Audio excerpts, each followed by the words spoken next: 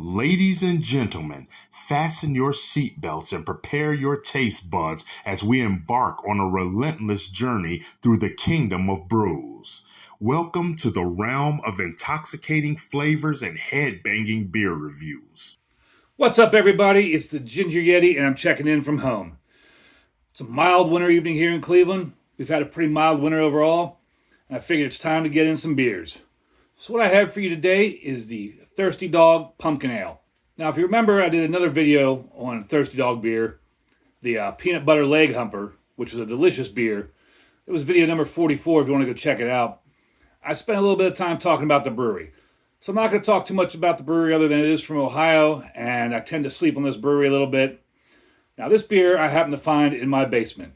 I believe I bought this for going down to a beer day with TK's, and we just never got to it. So now I am getting to it, so hopefully before it's out of date. I don't see a date on the bottle, but I'm hoping that this is still within date and still good.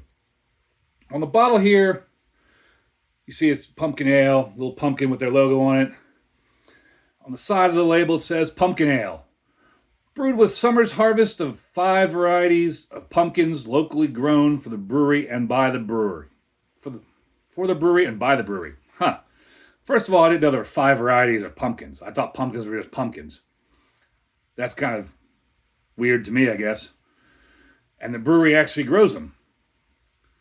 All are hand-selected and caramelized just prior to brewing. You will not find this beer before seeing the first pumpkin for sale on the roadside market. Only the freshest ingredients combined with our pumpkins give you a rich, creamy, golden orange ale that tastes great all fall. I wonder if this is going to be an orange color.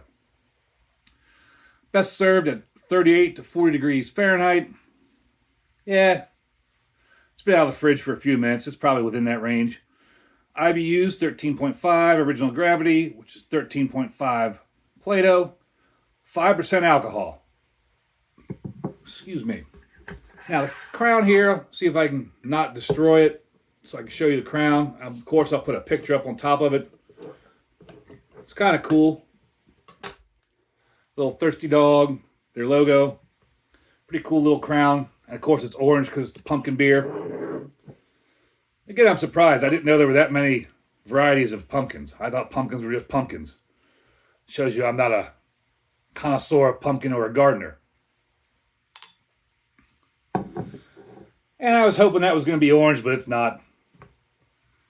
The head does have like a slight tinge of off color. Maybe you could imagine it's an orange head, but it's just kind of like an off-white, eggshell white.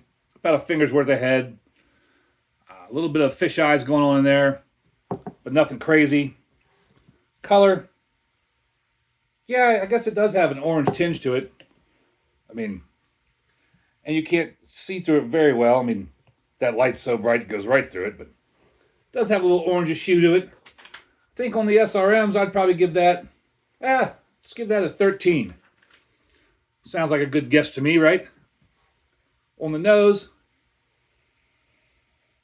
pick up some spices like nutmeg, allspice, the stuff you put in a pumpkin pie. But it's not very strong. Not very strong at all. And that's about all I'm picking up in the nose. As far as taste, why don't we find out? Cheers, everybody.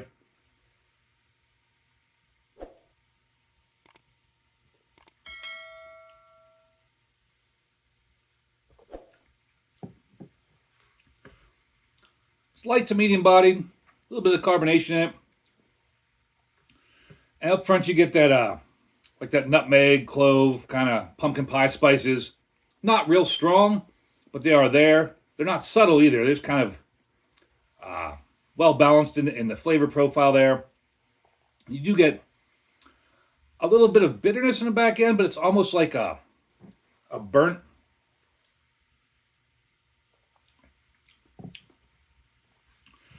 caramelized bitterness, if that makes sense. Like when you caramelize some onions or I guess pumpkin a little too long, gets that little almost char on it. But it's nice. It balances out the sweetness of the beer well. You do get, I guess, some pumpkin vegetal to it. You get a little bit of that pumpkin-y vegetal flavor. It's not an off flavor. It's supposed to be there. And overall, this is a really well-balanced beer. I mean, this is a good beer for people who say they don't like pumpkin beers. It's not super pumpkin forward, but it's not like over the top with all the pumpkin pie spices either. This is a well-balanced pumpkin beer, pumpkin ale. And for Thirsty Dog Brewing, pumpkin ale brewed with pumpkin, honey, and spices. Maybe that's where the sweetness comes from. Some of that honey in there. I give this a big horns up.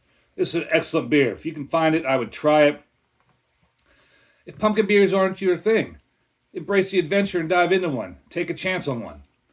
And like I said, as always, embrace the adventure. Huzzah.